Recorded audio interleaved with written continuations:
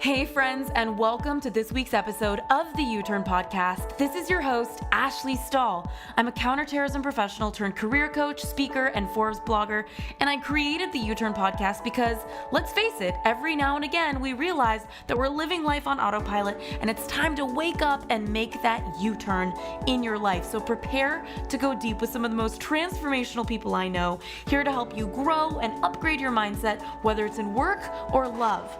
In the meantime, we've opened up access to 3 free e-courses on uturnpodcast.com. So head on over there if you want to land a new job you love, find your purpose, or launch your dream business. All of these courses are totally free. All you got to do is head on over to uturnpodcast.com. That's YOUTURN podcast.com. Now let's get started with this week's guest. I think the first thing is feel your feelings. A lot of people, there's this myth that grief is going to go away with time, and that's not true. You really have to take the time to feel what's coming up, and the more you push it down, the more it's just going to bubble up and show up later. So allowing yourself to just, whatever's coming up, it's going to come up as a wave and it's going to pass, and giving yourself that time and that care to just be with it, whatever it is, and not resist it, because I think the resistance just makes everything worse. You feel it in your body, you feel yourself pushing this thing down, and that creates so much tension with the thing that's trying to come up.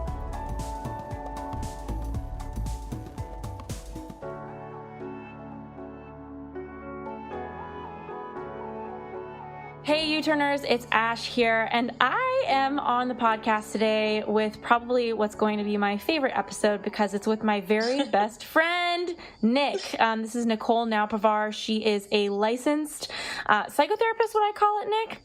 Yeah, exactly. In Los Angeles, she has clients all over the world. She does therapy, she does coaching, and she does a lot of things. She also runs a large organization called Haya, which she started, and it's spelled Chaya. She started completely on her own and has been growing, and now she has multiple events per month for Jewish Iranian women. And then, of course, there's me, the token white person who is crashing the events. And standing out in a big way. And I wanted to talk to her today because both of us, one fun fact that you will learn right now is that we're both runaway brides. We both called off our weddings. So, Nick, thank you for coming on to the show. I love you, Ash. Thanks for having me, and I'm so grateful to be here and just get to chat with my best friend and hopefully impart some light onto everybody else. Yeah, you definitely do it for me. I feel like Nick and I have like some dual personalities. I call one of hers like Crazy Nick, and she's called one of mine Crazy Ash, and we just share we are friends that can share these different parts of ourselves in service to releasing, healing, growing. And I know a lot of you maybe listening don't have that friend or want to have that kind of friend that you can share everything with in hopes that you can grow or feel lighter in your life. And Nick, I would love to start for everybody. It's so funny for me to ask you your story because I'm like, I fucking know your story. But can you share with everybody a little bit about your story of like what happened for you in the process of calling off your wedding, but also learning how to step into your greatness and not be playing so small? Yeah, absolutely. So I was in a relationship with someone for about 6 years, and, a couple years in, I was ready to get married and sort of move on to the next steps of life and was so excited for it. And he needed more time. And in that time, we talked a lot about what kind of relationship we want to have and what kind of life we want to have. And we talked about money and time and kids and everything. And we finally got engaged. And a couple months before the wedding, I received a very one-sided prenuptial agreement. And there was no room for negotiation. And it was suddenly a condition of getting married. So it was very tough. It was a really hard time. You were there for me every step of the way, and I'm so grateful. But I think what I learned in just sort of like, in that moment, I realized that I had to step out of my smallness and into my greatness. And it's been a learning process and a growth ever since. And I'm very grateful for that. And do you want me to share a little bit about just what were some of the things that shifted for me or that I had to shift? Yeah, I also think, like, I don't know if you're open for this, Nick. I think a lot of women listening right now don't understand prenups, or they're afraid of it. Like, what are a few things that you could impart to everybody, because you became like a legal expert by the end of getting thrown a prenup last minute, you know? Yeah, totally. I'm not against them. I think there are certain things that really work for people, and there are certain terms that could really serve a relationship. But I think a huge part of a prenup is how it's presented and what behaviors come out as a result of its presentation. So, for example, like if it's something that's being talked about earlier on in a relationship, that's going to serve the dynamic and I think the trust more than if it's something that comes up a month before or 2 months before a wedding. Also, I think the energy around it can sometimes create a sense of, why are we talking about divorce? Why are we talking about things not working out? And that could be really difficult to be in. But also just keeping in mind that it doesn't have to be about separation. It can be about teamwork and coming together, and really also showing each other how much you want to make this work, if both sides are willing to turn towards each other and meet each other. Mm-hmm. And I know that, for a lot of the years that you were in that partnership, Nick, like regardless of what kind of person he was or wasn't the person that you were being, like, it started off really well as a relationship, and then something shifted and you were in so much more smallness than what I know you to have and be. I think some women are probably listening and they're like, what is it? They don't even know what it looks like when they're in their smallness, Mm-hmm. Yeah. What do you think are some indicators for people who might want to check in with that? Yeah, so I see this in my practice as well. When I'm sitting with a client, there are a lot of different things that I noticed, not only in myself, but in some of my friendships and with my clients. The first one is identifying. It becomes, when you're in your smallness, it becomes very difficult to identify what it is that you need and want. And so it gets harder to sort of access what your desires are, what your wants are, what your likes are, what your dislikes are. And I think that's a result of sort of denial and a long pattern of just like not wanting to address what's important to you in order to keep the relationship alive. And another one is just, it's even if like you are able to identify what you need or what you want, another sign is that you don't say it. So it's like actually acting on it and honoring it. And by doing that, I think the way that I see it is you start negotiating with your non-negotiables. So for example, like if a non-negotiable for you is that you want to live in Los Angeles, but your partner wants to live in New York, then you're going to have problems with, how are we going to manage this? And so negotiating with your non-negotiables is like, oh, well, maybe like I can live in New York 6 months out of the year, or maybe I can, and it feels very like you're compromising and you want to make the relationship work, but deep down, it's a no. Like you can feel it in your body that this is like not aligned with you. So I would say that's another sign.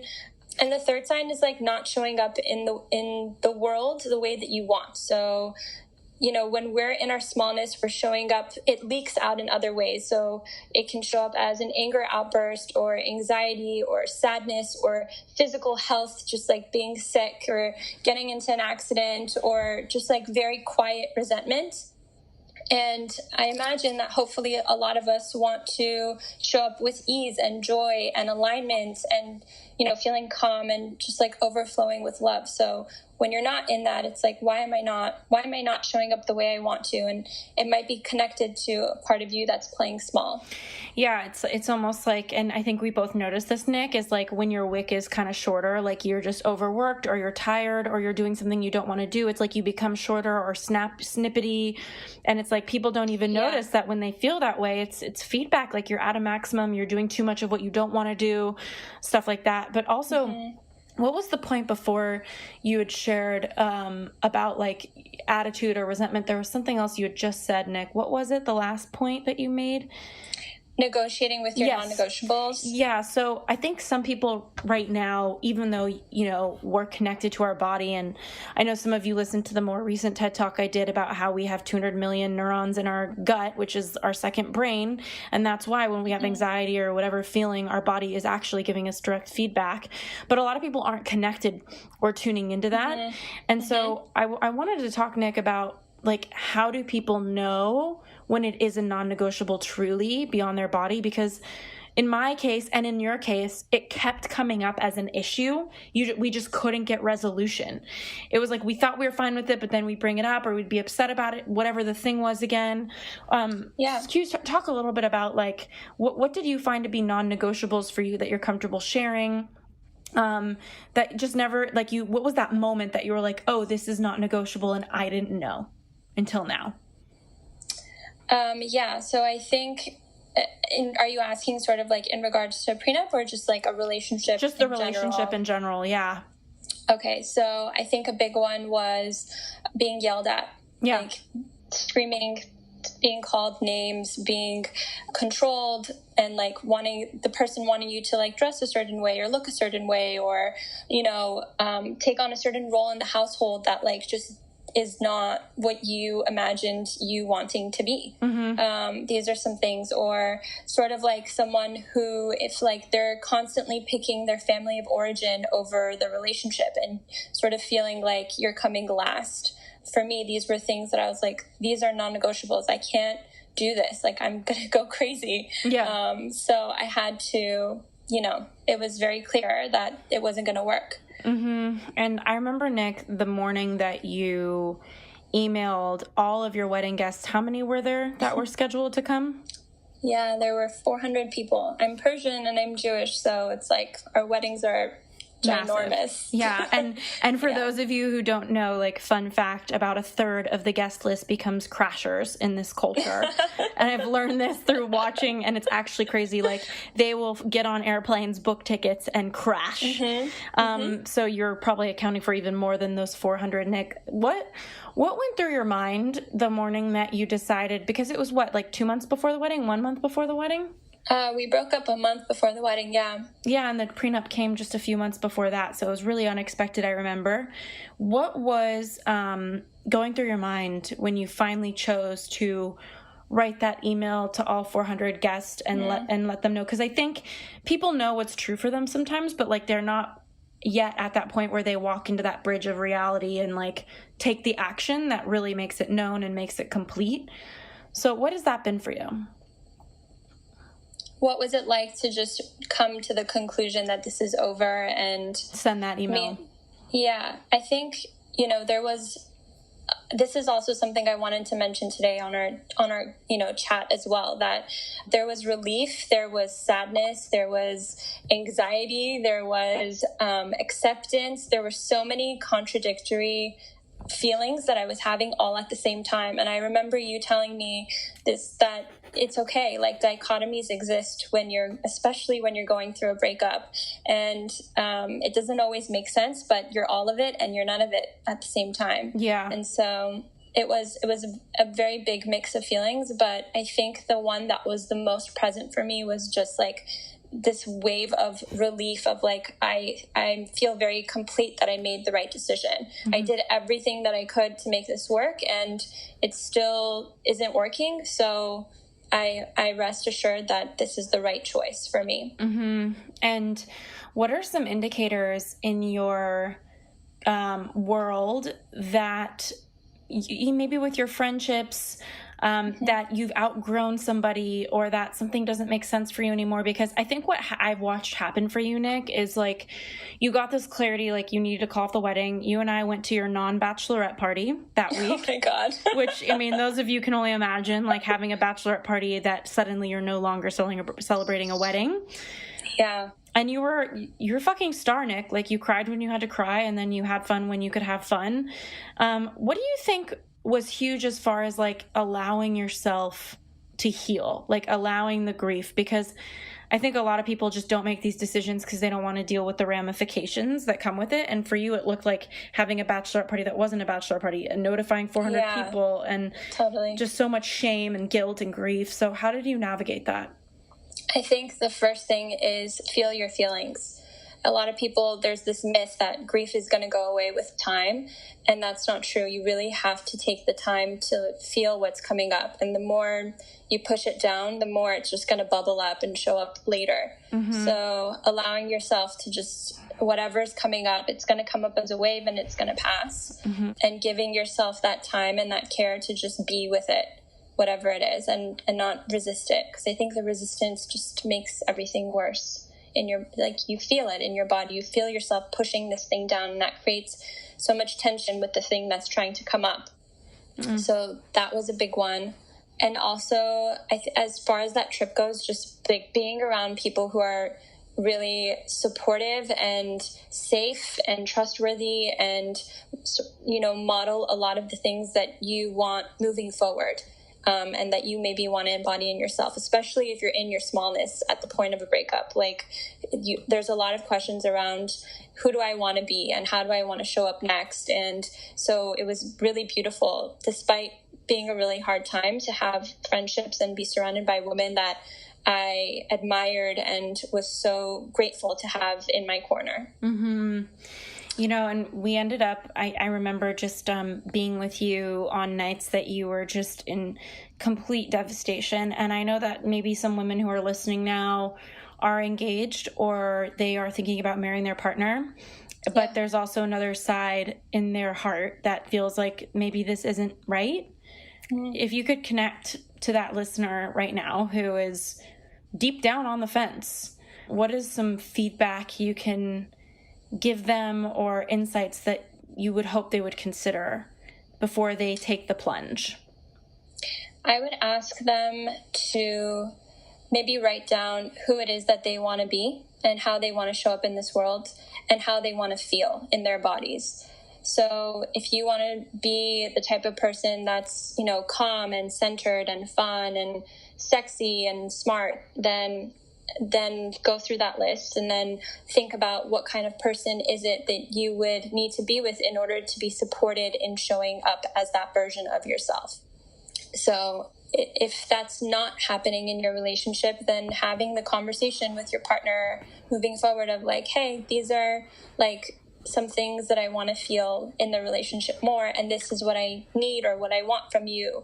Can you meet me on that? You know, because you're with yourself. From the only relationship that you have from the day that you're born to the day that you die is you. And so you hopefully want to feel good about how it's sitting to be in your body and how you're showing up in the world. Everybody else is going to come and go. Yeah. Another thing, Nick, that you have learned really well is around boundaries. And you didn't have as many when we first met. And fun fact, guys, we met outside of a nightclub we couldn't get in almost 10 years ago, like 8 years ago now. Yeah. Best friends ever since. But Nick, like, I remember you were so in the culture, because I understand that, you know, every culture is different. Every culture has different people in it and different standards in it. But what I will say as a whole that I've learned is that the Persian culture, from what I've watched, is a collective culture, that they value the collective versus the individual, whereas American culture values the individual. And so to me, as your everyday white girl growing up in LA, it looks like me asserting myself, saying this is what I want, and I'm not responsible to not do this thing I want to do so that so-and-so and my family can be happy. Whereas in your culture, sometimes it's fair to hear somebody say, I'm not doing this because it's going to make somebody else happy.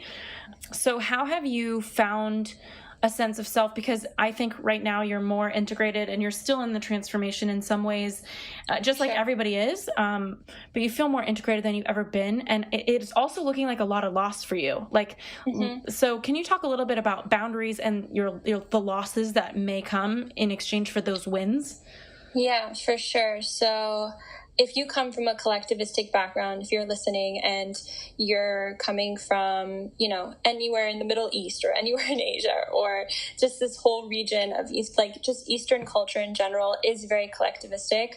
And we are very lucky to be growing up in this country. But a lot of times we feel very conflicted because we grew up in a home that values the collective, and then we left the home and we realized that everybody else else is valuing the individual. So how do you balance that? How do you know which one to pick? And I think the first step is just awareness of the fact that these dichotomies exist and these conflicts exist, and then deciding for yourself outside of these two cultures, what feels right for me? What is the truth for me? How do I want to show up despite these cultures? As far as that goes, I would respond with that. Yeah. Remind me the second part of your question. Just like also about some losses that you've gone through. What does it look like? Yeah. Yeah. It's really hard. I think, when you're setting boundaries, there can be a lot of fear of like, am I going to lose my friendships? Am I going to disappoint my parents? Am I going to, is my relationship with this guy going to end if I tell him that I need him to hug me when we're in the middle of an argument, or that I need him to show up for me more when we go to, out with my friends, whatever it is. And it could be something like that. It could be as heavy or even more as serious as like you telling the guy that you're dating that like, hey, this is the number of kids that I want to have. So it can really range, but I think in the process of setting your boundaries, there's so much grief and so much loss of like, yeah, some of your friends can't hold the space. They don't want to. They are used to you showing up a certain way, and then you change, and it's like, well, why did you change? Why are you being different? And I think what's been really beautiful about our friendship, Ash, and I hope this is a reality or something to strive for in other friendships as well, is that we've always been very good about holding space for each other's individual needs and almost sort of like celebrating each other when we do. Like, hell yeah, like go do that thing that you need to do. I understand. I want you to have that. And I support you. And I know when it's time, we'll make time again for each other. Mm-hmm. Yeah, it's really interesting too, because we've also, when I just kind of look at friendship and like speaking up and boundaries, there have been times where like you're not happy with something I'm doing, I'm not happy with something you're doing, and I think the biggest thing we've provided each other is like emotional safety to say the thing. Yeah. And I know that a lot of people listening, one of the top questions I've been getting is around friendship, which hasn't necessarily surprised me, but I just didn't think it would be the top question, Mm-hmm. And so I know that with all of these boundaries comes loss. So how are you navigating, because even though there's gains with any boundary, there's always loss too. So what are you experiencing when you start to look at friendships you have, and you're starting to notice like, oh, wow, if I start to assert myself or ask for what I want, this friendship doesn't work anymore. Like, what are some pieces of feedback or things that you're seeing as part of it, like people's comments, or what are you going through as you're growing and releasing the attachment to what people think? Yeah, so I mean, it's always coming up. Even this week, I'm like going through so many changes, and I'm feeling the need to set more boundaries and more boundaries. And one of the exercises that I've been doing is writing down all of the assumptions that I have, all the negative assumptions that I have if I uphold these boundaries. So for example, my parents are gonna feel abandoned by me, or my friends are gonna feel like they're losing me, or my board members for my organization are going to feel uninspired to want to work with me, or my productivity is going to go down if I start to honor myself more. And then I ask myself, okay, so these are all of my assumptions. What do I want my relationship to be like with these assumptions? And the answer that I came up with was that I want to challenge them. And so I'm watching this week just like how a lot of these things are not true and they're made up. And as I'm setting these boundaries, some people have definitely been like, wow, I'm more attracted to you because you're setting these boundaries, or I, completely understand and go do your thing, or my productivity is higher because I'm giving myself the self-care that I need in order to show up in an inspiring way at work. Mm-hmm. So just challenging those beliefs has been really helpful. Okay, so I want to ask you, Nick, also about this concept of codependency, because I know a lot of people listening don't know what it is. And I was just reading yesterday that 7 million American women are depressed, and 40 million Americans, primarily women, are labeled as codependent. So, you know, with a population of around 300 million, that's quite a chunk of people who are in codependency. Can you kind of share how you relate to what codependency is, and so that maybe somebody listening could kind of identify with it if they're in that camp? Sure. So the way that I would define it is that sort of it becomes very difficult to know where yourself begins and ends and where other people begin and end. So it becomes very mucky around, you sort of start to take on other people's likes and wants and dislikes and needs and experiences and behaviors, and you try to manage all of those things as if you control them. And vice versa. They do the same, maybe or maybe not, with you. And that's sort of like this codependent relationship. I'm actually curious to know how you would define it also. Yeah, I think I see it as doing something or not doing something to prevent someone else from having certain feelings or experiences about it.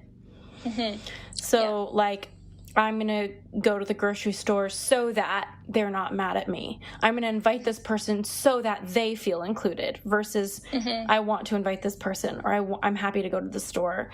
I feel like it's living your life in a way where you're, it's like a sense of control where you're wanting to prevent yourself from having to experience other people, or for preventing other people from having a reaction towards you. So when I think of the codependent person, I think of the person that is just constantly doing things with their time and their lives. And some are not constant. It's just like a small thing in their life that it keeps them from listening to themselves, and it just keeps them in this cycle of living for other people and other people's needs. Hey U-Turners, so sorry for the quick interruption, but I want to make sure you know that this episode has been brought to you by the Job Offer Academy, our e-course to help you land a new job you love. So if you're sick of applying for jobs and never hearing back, and you'd like to try a free version of our job hunting course, just head on over to uturnpodcast.com/job offer. That's YOUTURNpodcast.com/job offer. Now let's get back to this week's episode.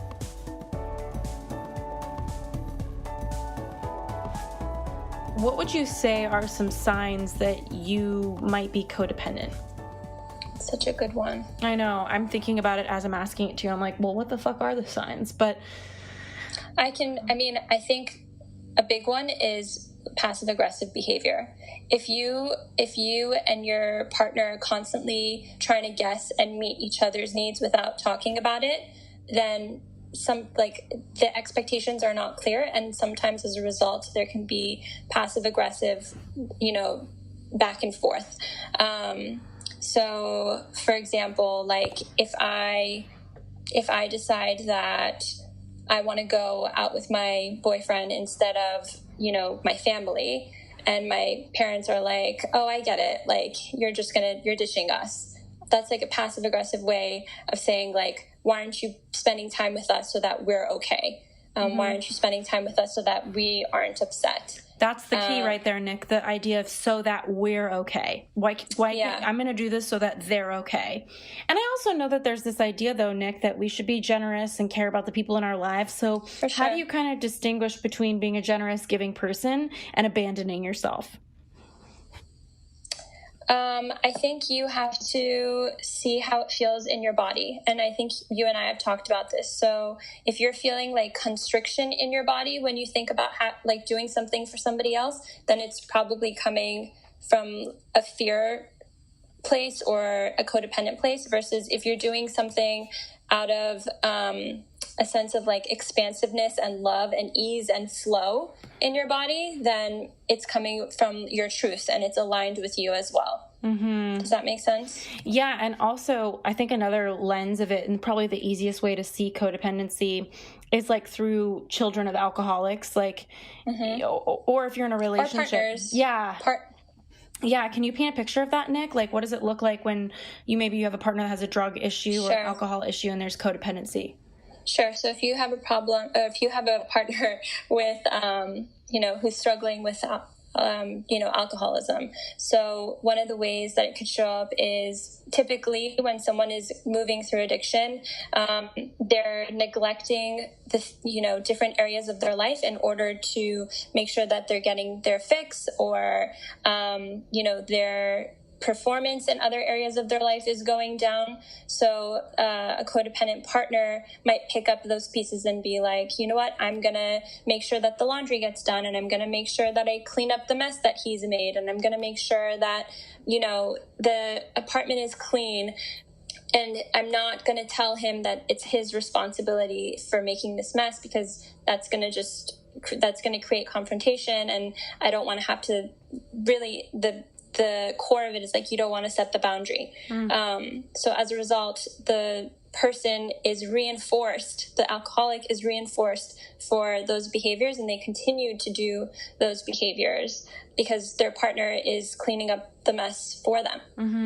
So it's basically like a lack of responsibility.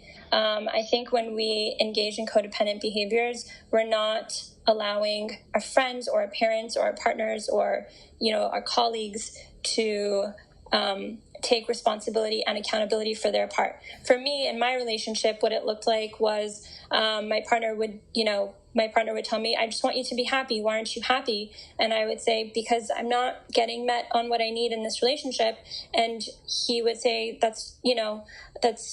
I can't do that for you right now. And I'd be like, okay, you're right. I just need to manage my own anxiety around this, or I need to convince myself that I'm okay with this where it's at.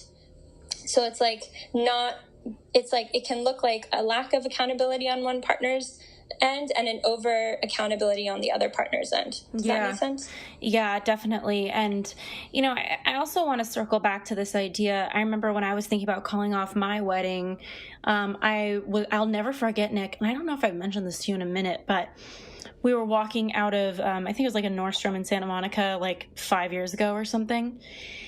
And I was saying to you, like, what did I say? I said something like, this little whisper in my head won't stop. And you said, no, it sounds a little more like a scream. And I never forgot you saying that, because I was like, yeah, she's right. Like, this is not a little whisper. And I think a lot of people who hear like a whisper in their mind or in their heart about something don't want to believe that it's really a scream, so I would love to learn from you, Nick, like, how do you connect to that voice inside of you that is so wise and gives you so much information? Because I think everybody has different practices. And I know that you are very clear on kind of like how you navigate when you need some time to think. Yeah, I think the first thing is like slowing down. I think it's so easy to hear that voice and you're in a rush, or you're living your life and you're doing your day to day and you're like, it's nothing, whatever, I'm just going to move on. But then it'll keep coming back and it'll get louder and louder and louder until you kind of have to deal with it. So if you're hearing these little whispers here and there, slow down and give them a voice. And what I mean by that is, one way to do that is, again, like journaling, writing down what the voice is saying and just putting it on paper, and without sort of allowing yourself and giving yourself permission to just let whatever comes up on the paper come up. Instead of trying to manage it or judge it or shame it, letting it just be there, and then asking yourself, like, what do I need? What does this voice need in order to feel safe or met? And following up with that, and then giving it to yourself or asking for it. And, I just, I hadn't mentioned to you, Nick, today when we were catching up, I just started meditating again. And it's been so good, just giving myself 20 minutes and having one mantra and sitting in complete silence and just creating this space, because I think a lot of people they don't realize that, like, if you're not slowing down and creating space, like, creative thoughts can't come through. Like, you're too busy doing. There was a study actually that it's called the Good Samaritan study, where basically people who are in a rush are less likely to notice somebody who's in need, but they're also less likely to notice something that's inspiring. So slowing down it's so important. Yeah, and I know that it's sometimes the answer to slowing down is just fucking slowing down, But like, is there something that you do? And I know it's ironic to ask what you're doing so that you can be, but is there something that you do to allow yourself to get back into that state of awareness and slowness? Yeah. So what I do, and there are a lot of different things that you can do, but what has worked best for me, and it's worked really well with my clients as well, is if you're new to sort of building this voice and exercising this muscle in your body of honoring what's coming up for you, putting a timer on your phone, like once a day or once an hour of, what do I need? Asking yourself once an hour, what do I need? And then giving it to yourself. Because the more that you honor this voice, the louder it gets, the easier it gets to honor it. It starts to become just like a very easy conversation instead of this thought that pops up once in a while and then disappears and then comes back and gets louder and louder every time. Mm-hmm. And Nick, for anybody listening who wants to connect to themselves and is experiencing some level of grief, what would you say is a question or something you can offer for them? Because I know a lot of people, maybe they're going through some sort of loss. Maybe they are realizing in this conversation they need to let go of a relationship. Like, how do you recommend people navigate grief in the best possible way? So if you have just gone through a loss, we talked about a lot of different things. We've talked today about feeling your feelings, being kind to yourself, begin asking yourself what you need and then giving it to yourself. Another big one is writing a closure letter. And what this can look like is it takes a lot of energy. So just as a disclaimer, it's a lot, and you kind of have to be ready for it. But just writing down, if you're breaking up with someone, if you just broke up with someone, for example, is writing down all your memories with them in chronological order. And then from there, categorizing those memories into 4 different categories. So the first one would be what you forgive, what you take responsibility for, what you appreciated in the relationship, and what you need to let them know. And then at the end, you write goodbye to that person, and you do not send them this letter. This is 100% for you. Sometimes when we send the letter, then it becomes all about making a point to them. It's not about them. This is about you getting the closure that you needed from the relationship. So yeah, I would recommend that as sort of like a grief exercise. Yeah, I love that. That's so good, Nick. And you've never actually mentioned this to me. I feel like you mentioned something of this light, but I've not heard that exactly. So that's great. Yeah. And yeah, I don't know, like, are there any questions you have for me as we're just jamming on this topic, Nick? Because I feel like I asked you everything that was on my mind with it. Yeah. I think I'm curious to know from you, like, how you think shame plays a role in someone's smallness and how to kind of maybe bounce out of the shame or get out of that shame mentality, because I think shame can breed a lot of smallness for people. I'm smiling, Nick, because I feel like you've told me I'm pretty shameless. Like, so I'm like, what about that? No, but seriously, like, I would say, to me, when somebody's operating in shame, they're operating under the belief that if they share some part of themselves, that there's inherently something wrong with them. And it's almost like they're in the belief that this issue is only them and not part of most other human experiences. Right. And there's a loneliness to that. So I would say anyone who's feeling shame would have to look at what are they believing about themselves is wrong, and how can they forgive themselves for those limitations? And one way to do that or set yourself free of that is probably to take a look at all the evidence in the world of other people who are facing the same thing, or cultivating a sense of community of other people who have faced that, or reading a book to create that sense of comfort and understanding. It starts with being able to have the conversation, though. It's like so many people walk around with shame and they never release it because they never step into the truth that they have to face it. They have to share it with somebody for it to really exist beyond them. And that's the beginning of the healing. I think for me, like, you've made so many jokes and it feels so true. Like I kind of came out of the womb in some sense shameless. Like I was just like, whatever, I'm just going to be me, you know, and I'm definitely not confident across the board on everything. Like I'm not confident with fitness, for example. Like I'll go to the gym and be like, what the fuck am I doing here? Like this looks crazy. Or like a fitness class, you know, like it's really dark to watch what happens to me in those. Even darker if we watch you, Nick, let's be honest. Yeah, I was waiting for that. I know, if anybody wants to see something interesting, invite Nick to Soul Cycle. You'll never forget it. It's really, really something. I worked out the other day, Nick, and I was like, oh, I should invite Nick to Soul Cycle. Then I was like, wait a minute, I don't want to put myself through watching that. Yeah. But, you know, it's like, I think also for me with shame, I have found that the more I'm willing to name it and own it, the sooner I see it as a filtering system. So if there's something I'm uncomfortable with or not proud of, like, for example, when I lost all my money, I wasn't proud because I've grown up around personal development where people say you are the people you surround yourself with. And I thought, oh my gosh, all of my friends are so wealthy and successful. I lost $5 million.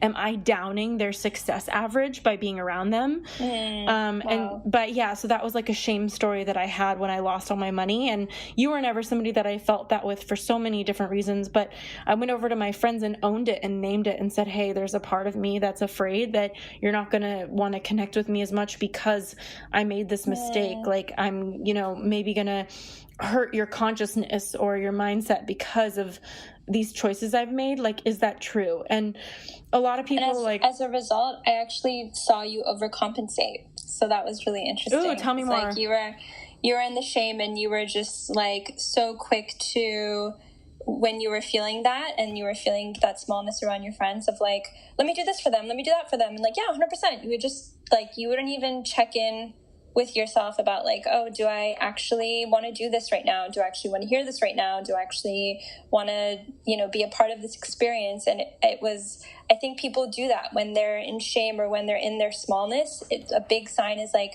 taking, like for me, it looked like over accountability, like taking responsibility for, you know, my partner just not showing up the way that I needed him to. And I think for you, it looked like sometimes overcompensating, like, let me give all this stuff so that this, you know, they stay or that I add value or that the friendship continues, you know? Totally. Yep, definitely. And, you know, I think that I have hit a maximum, and I think what I notice is that the busier I get with my work and the more invested I get in what I'm up to, so like I start to feel better in my body, like, oh wow, I'm working on this poetry book I feel so good about, or whatever. And that the more I'm flooded with those feelings of goodness, the more I feel sensitive to what doesn't feel good. So I think usually if somebody has a lot of shame or a lot of disconnect from, you know, sharing it or even noticing it, it's like, do something that makes you feel good and you'll quickly notice where you don't, you know? Yeah. So yeah, I would so say that. True. I have one more question for you. Yeah, talk to me, Nick. What are maybe your top 3 takeaways or lessons that you got from, you know, ending a relationship or ending that relationship specifically where you called off your wedding as well?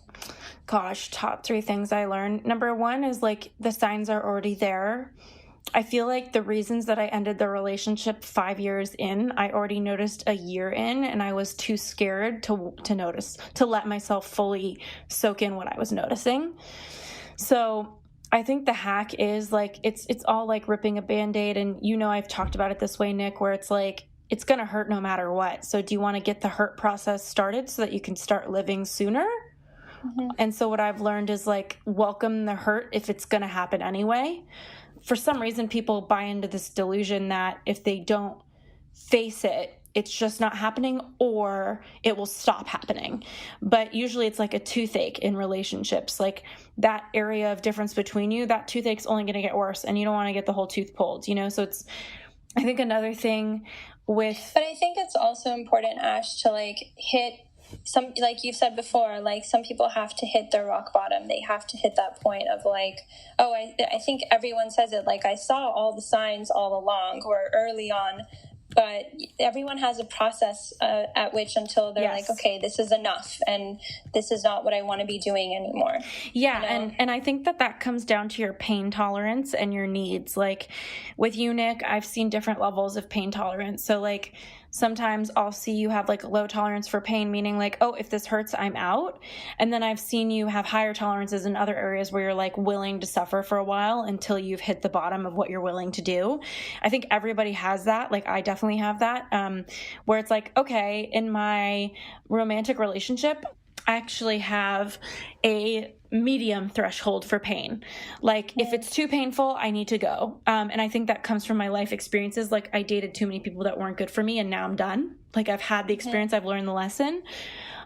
Whereas with my career, I have a lower threshold now. And I think that's also from my experiences. Like if I don't feel good about it, I don't want to do it. Like I don't have a very high threshold for pain. I'm not really willing to suffer for that long.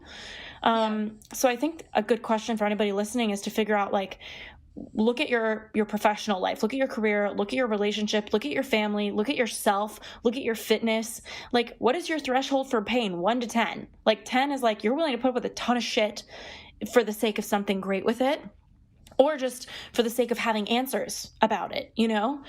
And I'm just like making this up now, but I think that there's something to it because a lot of people aren't paying attention to what their threshold is. And it's good to know like, oh, I have a really high threshold for pain in dating. I'm willing to put up with a ton of pain. And is that working for me? Like, do I want that to continue to be the bar that I'm holding? You know, and there's no wrong answer. Yeah, I think it depends on your values. So I know for you, for example, like you value ease more than a lot of other people. So your pain threshold in certain areas is going to be lower because ease is not, pain is not ease. Yeah. So it depends on the values as well. And it depends on how many of your other needs are being met in that situation. Yeah. I think there's also like a ton of like, it feels kind of like bullshit, Nick, in personal development where people are like, pain is growth. And I think people misunderstand that. Like, yeah, you do happen to grow when you face pain, but there's a lot of other graceful ways to grow. Like, totally. You know, and 100%. Pain doesn't have to be so visceral that your whole body is just like breaking down and your emotionality is like out the window, you know, like. Yes. 1,000%. And I also think when you're saying like ease, it's like, I think some people could think like when they're listening to us, like, yeah, of course I value ease, but it's like, but do you though? Look at the results you're creating in your life. Is your career easy? Are your friendships easy? Is your relationship easy? Is your fitness easy? If it's not, and you're doing it anyway, is it because you don't value ease or is it because you don't believe it's possible? That has to be with beliefs, you know? Man, Nick, people don't ever ask me questions on these podcasts. I'm like, hit me the fuck up. Let me take over this whole thing. Well, you were also mentioning a couple other things that you learned from calling off the wedding. Oh, yeah. So I would say usually the first thing, if I could have one line of a bio for the world to know, it's you already know. That would be my one sentence. Like, you already know everything. So I already knew it wasn't right and just didn't want it to be true. I think I masked it in the story that I didn't know when really I just didn't like that I knew. I think the second thing was masculine and feminine energy. Like, you know, masculine energy moves forward. Feminine energy is everything else. It's the space. It's receiving. It's, and when I think about who I was in that connection, if it's a dance, like there's something about my dynamic with him where he was more in feminine energy, like more in relaxing and more in letting things happen, that I felt like I had to make things happen. So the dynamic we had, I was in a masculine energy and I realized I don't want to live in that energy in my partnership. Yeah. So you weren't being who you wanted to be. I wasn't being who I wanted to be, which goes back to your point of making a list. And those of you who didn't write that down, it's such a good tip from Nick, making a list of all the qualities you want to embody at your best, and then looking at the qualities of a person that brings that out for you. So the moment that I stopped dating him, I stepped into so much more femininity, like allowing and curiosity and peace and receptivity and stillness versus like doing and pushing and making happen and handling was not the look I'm going for.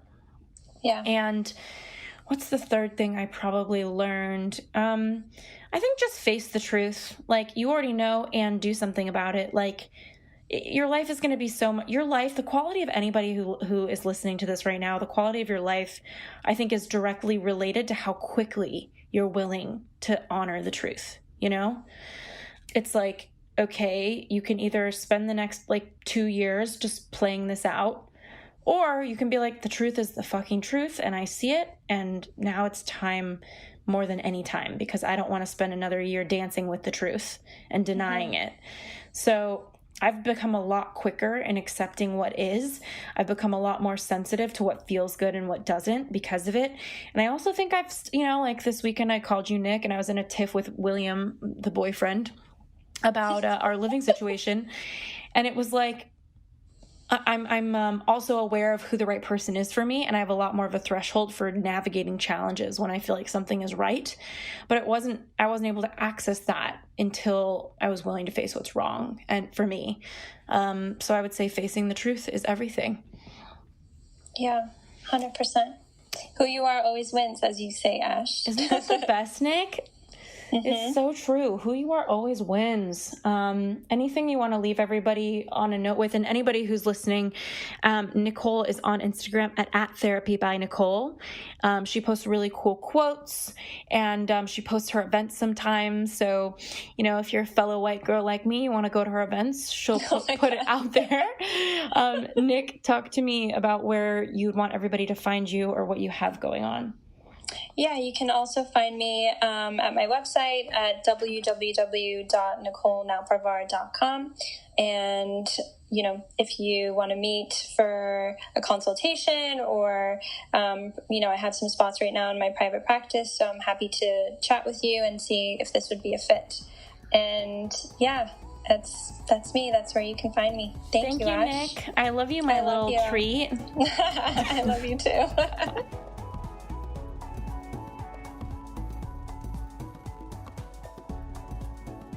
Hey friends, it's Ash here, and I am reflecting on the episode with my very best friend, Nowparvar, Nicole, a therapist based in LA. I know she has clients everywhere, and one of the things that really came up for me was just listening to her talk about like really knowing what you want and then being able to ask for it. And I think sometimes knowing what you want comes down to knowing who you are, because when you know who you are, you know what's going to make you happy, and from there you can decide what you want. And what I found is that this piece of knowing who you are is where I see a lot of people stuck. And it's really what drove me to write my book for U-Turn, or called U-Turn. And it's just really something that's inspired me to write this book, because if I'm being totally candid, I would say most people I come across don't know who they are, or the reality is that we never fully know who we are, that life is a journey, and part of this journey is constantly trying different things on, evolving, and with our evolution, having new desires, new needs, new wishes, new hopes, new dreams. So how do you figure out who you are, and what are some indicators that you don't know who you are? Some people don't know who they are, and they don't even realize that they don't know it. I actually had a scenario recently, and it feels kind of vulnerable to share this, but I think it might be helpful. I had a really good friend, and I love her a lot, and she, it definitely wasn't Nick, because that would be so funny. Nick would kill me. She's like, really, Ashley? You're putting our issues at the end of your episode? That's probably happened before, where somebody's texted me, a friend, been like, why are you talking about me on your podcast, girl? But anyway, I had a really good friend, and we're still really good friends, but every time we would have a conversation or we would go deep about something in their lives, I would go on Instagram and see that they would post about it and talk a lot about it. And it didn't really bother me, but I felt like, man, I don't feel as safe talking to them, because sometimes our conversations are idea generators for their business versus just a conversation between two friends. And so I kind of struggled with accepting that, accepting the fact that sometimes a conversation is going to be a business builder for her, not just a conversation. The next step was, there's certain ways that I talk, like funny little things I'll say, and I don't even notice that they're funny, but people like Nicole will be like, that's really funny that you talk like that. And little expressions, I don't know, like my snacksident thing. Like if you follow me on Instagram, you see me sometimes eating a piece of cake and being like, oh no, it's a snacksident. I guess that would be considered one of them. And sometimes I would notice that she would laugh at something I would say, and then she would repeat it, be like almost like a parrot. But she would, whether she would speak on stages or she would do Instagram, whatever, I would see it show up as a way that she would talk to the world. And then there was I don't really care if people wear the same clothes as me, but there was a couple items of clothing that really aligned with my creative expression. Like there was something funny about it or unique about it, or I found it somewhere special, and people used to laugh at it or talk about it or whatever. And I remember she purchased some of those clothing, and it was so funny because I was like, gosh, I remember calling Nick and being like, why am I being so petty about this? Like, why do I care so much about this and feel so triggered that somebody's copying me? Like, who cares? It's a piece of clothing. It's like something that I say, like, who cares? And I realized that in a world of business and in a world of many people on my side, my creative expression is all I really have. Like, I don't identify as a businesswoman as much as I do like a poet or an artist or a writer. And it's all just identities that are made up anyway, but that's what I resonate with. And so when somebody takes something I say and repeats it in the world, I'm like, oh, wow, it feels like a little part of me. That's all I have. My expression has been cheapened or watered down or taken. So that's the first thing. And as a result, I don't feel as emotionally safe with that person's share because I don't know what their agenda is or what they're going to do with it. And when I really zoomed out of this situation, I talked to my friend about it and she totally understood me because she's such a beautiful human. But when I zoomed out of it, what I realized was that when somebody is copying people or parroting people or mimicking people, usually it's because they don't have that sense of self or that sense of creativity or that sense of innovation, or they're not rooted in that sense of who they are. And, the concept of figuring out who you are, it's like we're a work in progress in some areas and we're solidified in others. Like I know who I am in my relationship, but I don't always know who I am perhaps in my career or in my family unit, or there's different layers of knowing who you are. Just like there's different shades of yes. Like yes isn't black or white. There's many gray colors of yes. Same with no.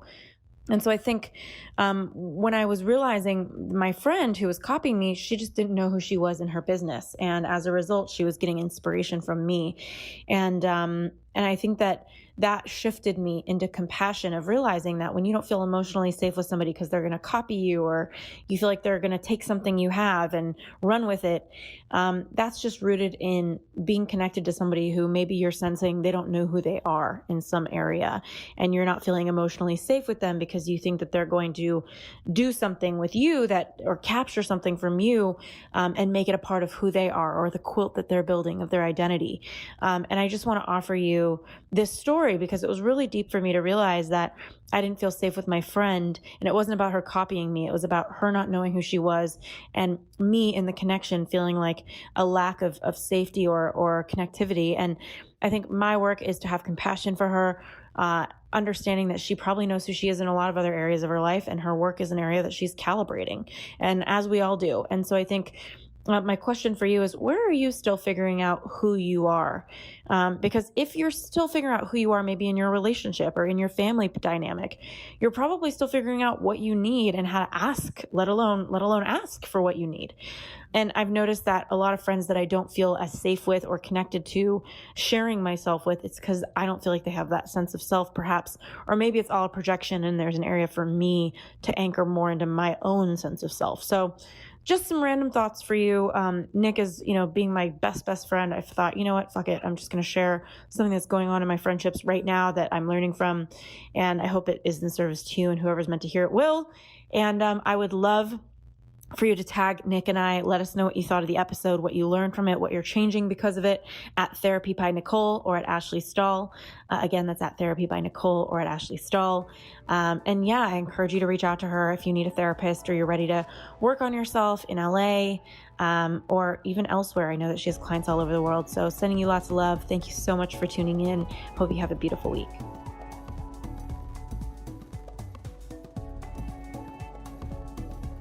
Thanks again for tuning into this week's episode of the U-Turn Podcast. We keep really detailed show notes at uturnpodcast.com. So if our guest mentioned a book or a resource that you're interested in, you'll be able to find that there. In the meantime, if you were inspired by this episode, if it made an impact in your life, we would be so grateful if you subscribed and posted a review for us on iTunes. Rumor has it on the street, the more reviews we get, the more subscribes we get, the more we can grow and get our impact out there in the world. In the meantime, I'd love to hear from you at Ashley Stahl on Instagram. I'm so grateful for connecting, and I look forward to next week's episode.